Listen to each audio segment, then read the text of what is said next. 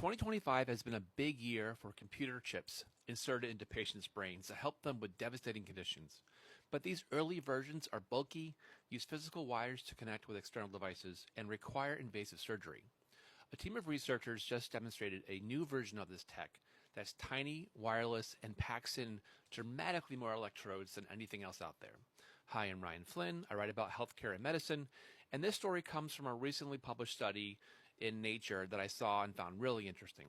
So what makes this device different is that the entire chip is thinner than a human hair. It's flexible enough to slide between your skull and your brain, resting on the surface like a wet piece of tissue paper. It sends signals wirelessly through the skin to a head-worn device with no cables penetrating your skin. And it's packed with more than 65,000 electrodes on a single chip, roughly the size of a fingernail. To put that into perspective, other existing devices like Elon Musk's Neuralink implant has about 1,000 electrodes. Other devices that are wireless brain chips have between 16 and a few hundred electrodes. This new device has more than 60 times more than the others. More electrodes mean that they can map brain activity across the surface in much finer detail. Think of it like a resolution on a camera. 12 megapixels captures much more detail than 2 megapixels. The same principle applies here. More electrodes can pick up signals from more neurons, giving computers a cleaner picture of what your brain is trying to do. That could translate to faster, more accurate control of prosthetic limbs, better seizure detection in epilepsy patients, or more natural communication for people who can't speak. The wireless aspect is crucial too.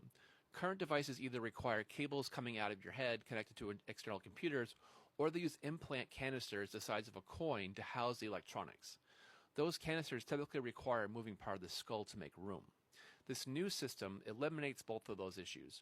A device is worn on your head when it powers the chip wirelessly and can stream brain data across more than 100 times faster than other wireless brain chips.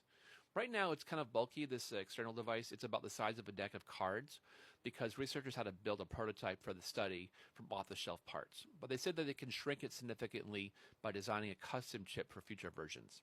In tests on non-human primates, the device tracked eye movements and identified perimeters and patterns that they corresponded to what the animals are looking at. So they showed that it does demonstrate that it works.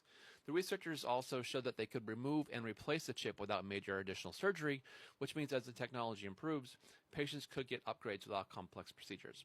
Now, the device hasn't been tested in humans yet, and though initial surgical studies are underway, and scientists still need to prove that it can actually help patients with the conditions better than existing treatments. But it's in the works, and the implications are significant. More than 5 million people in the U.S. live with paralysis. Millions more have epilepsy that doesn't respond to medication, and current brain-computer interfaces simply aren't practical for most of them because of the surgery required and the risks involved. So this technology has the potential to really help many more people. Thanks for watching, and let me know what you think in the comments.